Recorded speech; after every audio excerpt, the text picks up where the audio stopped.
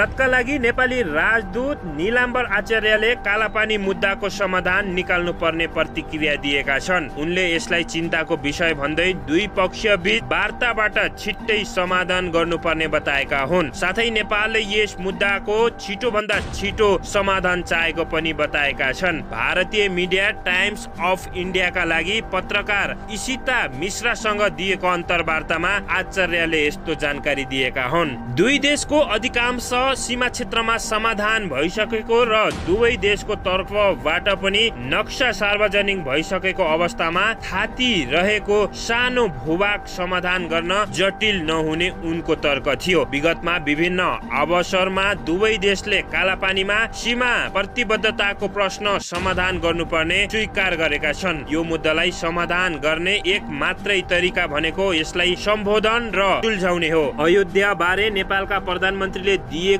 विवाद प्रतिक्रिया बारे पनि आचार्यलाई प्रश्न सोधिएको थियो, तर यसबारे परराष्ट्र मन्त्रालयले स्पष्टीकरण दिइसकेको जानकारी दिएका छन्। यस्तै नेपाल र भारत बीचको तनाव उत्पन्न हुनुको पछाडि भारतीय रक्षा मन्त्री राजनाथ सिंहले उत्तराखण्डदेखि तिब्बतको मानसरोवरसम्मको बाटो उद्घाटन एक फरक थियो, जुन बाटो नेपाली भूमि हुँदै तय गरिएको भन्दै नेपाल सरकारले प्रश्न उठाएको थियो। राजनाथ सिंहले मे 8 मा सडक उद्घाटन गरेपछि नेपाल सरकार रुष्ट बन्दै भारत सरकारलाई पत्र पठाएको थियो, तर भारत सरकारले भने त्यसलाई गम्भीर रूपमा नलिएपछि अवस्था झन जटिल बन्दै गएको हो। नेपालमा प्रदर्शन हुनुका साथै उक्त विवादित सीमा क्षेत्रमा सुरक्षाकर्मी खटाइने चेतावनी नेपालको तर्फबाट दिएको थियो। यही विवादका बीच नेपाल सरकारले नयाँ नक्सा जारी गरेको थियो, जहाँ लिम्पुवाधुरा, कालापानी र लिपुलेक समेटिएको थियो। पछिल्लो समय भारतसँग सीमा विवाद भइरहँदा राजदूत आचार्यले कार्यशैली देखाउन नसकेको भन्दै उनको चर्को आलोचना भइरहँदा भारतीय पत्रिका टाइम्स अफ इन्डियामा अन्तर्वार्ता दिइरहेका छन्। उनले यसअघि पनि सामाजिक सञ्जालमा चर्को आलोचना भइरहँदा आफूले बोल्नुपर्ने कुरा भन्नुपर्ने ठाउँमा भनिरहेको पनि जानकारी दिएका थिए। यसै क्रममा लेखक तथा साहित्यकार खगेन्द्र संग्रौलाले प्रधानमन्त्री केपी शर्मा ओलीलाई नक्कली राष्ट्रवादको संज्ञा दिएका छन्। पार्टी नेकपाको महाधिवेशन आउन लागेकोले ओलीले लिम्पुवाधुरा, लिपुलेक र कालापानी समेटिएको नेपालको नक्सा जारी गरेर राष्ट्रवादको खोल ओडेको उनको भनाइ छ।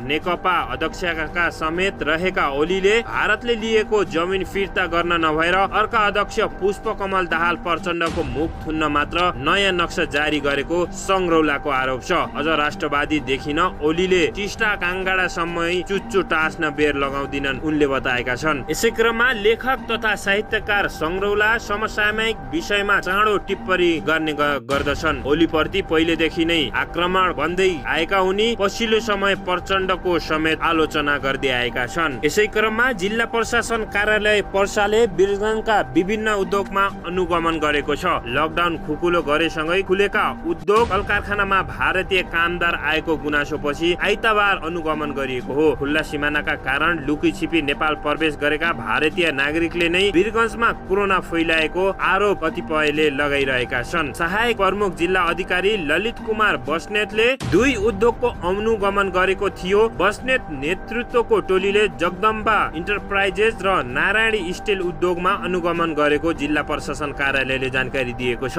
वाणिज्य आपूर्ति तथा उपभोक्ता संरक्षण कार्यालयका जित बहादुर भण्डारी सहितको टोली पनि अनुगमनमा सक्रिय देखिएको छ। जगदम्बा इन्टरप्राइजेसका सीआईओले नै केही दिन अघि कोरोना संक्रमण पुष्टि भएको छ। हार्ट सर्जरी गरेका उनी नारायणी अस्पताल अन्तर्गतको गण्डक कोरोना अस्पतालको आइसोलेसनमा उपचाररत अवस्थामा छन्। वीरगञ्ज 21 लिपनी वीरतामा Vishwakarma cement Shree cement international cement प्रणालीमा टोलीको अनुगमन गरेको हो। वाणिज्य आपूर्ति तथा उपभोक्ता संरक्षण कार्यालयका सूचना अधिकारी दिलीप हतवेले प्रशासनको निर्देशन अनुसार 3 वटा उद्योगको अनुगमन गरेर आवश्यक कागजात ल्याएको बताएको छ। यसै क्रममा सहायक प्रमुख जिल्ला अधिकारी बस्नेतले 50 वटा उद्योगको कर्मचारी विवरण माग गरेर अनुसन्धान गर्ने तयारी गरेको जानकारीमा आएको छ। उद्योग प्रतिष्ठानमा भारतीय कामदार आएको र उनीहरूबाटै कोरोना संक्रमण फैलिएको गुनासो आइरहेको छ। उद्योग प्रतिष्ठानमा कति कर्मचारी छन्, भारतबाट कति ल्याइएको छ,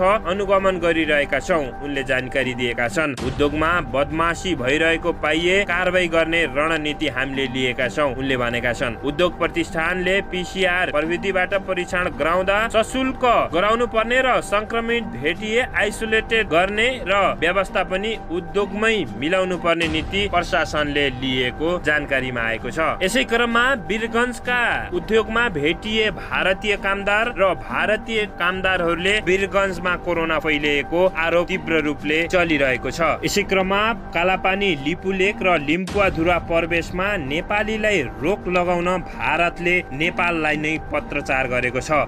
भारतले अतिक्रमण गरेको नेपाली भूमि गुन्जी, कुटी, नाभी, कालापानी, लिम्पुवाधुरा लगायतका क्षेत्रमा नेपालीको प्रवेश रोक्न भारतले जिल्ला प्रशासन कार्यालय दार्चुलामा पत्र पठाएको छ। नेपाली गुट समूह बीच लुकीछिपी भारतीय भूमि गुन्जी, कालापानी र लिम्पुवाधुरा लगायतका क्षेत्रमा आइरहेको भन्दै प्रवेशमा रोक लगाउन उप जिल्ला अधिकारी दार्चुलाले असार 30 गते 737 नम्बरको पत्र संख्यामा जिल्ला प्रशासन कार्यालय दार्चुलालाई पत्र पठाएका छन्। पत्रमा भारतीय भूमि गुन्जी, कालापानी, लिम्पुवाधुरा लगायतका क्षेत्रमा नेपाली गुट समूह अवैध रूपमा लुकीछिपी सीमा पार गरेर आइरहेको विशेष सूचना प्राप्त हुन आएको तथा उक्त गतिविधिले मिडियाहरूको ध्यान आकर्षण भई दुवै देशको प्रशासनलाई विवादमा ल्याएर समस्या सिर्जना गर्न खोजिएको भन्दै उक्त क्षेत्रमा नेपालको प्रवेशमा रोक लगाउन दार्चुलाका उप जिल्ला अधिकारी अनिल कुमार शुक्ललालले हस्ताक्षर गरेर पत्र पठाएको दार्चुलाका प्रमुख जिल्ला अधिकारी शरद कुमार पोखरेलले जानकारी दिएका छन्। प्रमुख जिल्ला अधिकारी पोखरेलले ब्यास गाउँपालिकाको छाङरुङ र तिङ्करमा बसोबास गर्दै आइरहेका चौका समुदायका मानिसहरूसँग भारतले कालापानी, लिपुलेक लगायतका क्षेत्र जान नदिएको बारे प्रतिक्रिया लिँदा उक्त क्षेत्रमा जान रोक नलगाएको जानकारी दिएका छन्। यस किसिमका गतिविधिबाट भारतबाट भए तत्काल खबर गर्न पत्र मार्फत नेपाली प्रशासनलाई आग्रह गरिएको छ। प्रमुख जिल्ला अधिकारी पोखरेलका अनुसार नेपाली पक्षबाट सीमा क्षेत्रमा कुनै पनि गुट समूह गएका छैनन् उनले भनेका छन्। यता दार्चुलाका स्थानीयले भारतले अतिक्रमण गरेका नेपाली भूमि कालापानी, लिपुलेक, लिम्पुवाधुरा सहित नाभी, गुन्जी र कुटी लगायतका क्षेत्र नेपालको भएको तथा निर्बन्ध रूपमा आवत जावत गर्नु पाउने पनि धारणा राखेका छन्। यसै क्रममा भारतीय पक्षले नेपाली पक्षको भूमिलाई मिचेर नेपालीलाई नै नजान दिन पत्रचार गरेको छ। दर्शकबिन, यो अत्यन्तै दुःखद खबर हो। यसको घोर विरोध गर्नुहोला। दर्शकबिन, यो भिडियो कस्तो लाग्यो? जस्तो लाग्यो त्यस्तै कमेन्ट बक्समा कमेन्ट गर्न नभुल्नुहोला र यदि हाम्रो च्यानल युआर नेपालीसँग अझै पनि जोडिनु भएको छैन भने सब्स्क्राइब गरेर जोडिनु होला भन्दै नयाँ र ताजा भिडियो लिएर उपस्थित हुने बाचासहित युआर नेपाली युट्युब च्यानलबाट बिदा हुन्छु। नमस्ते।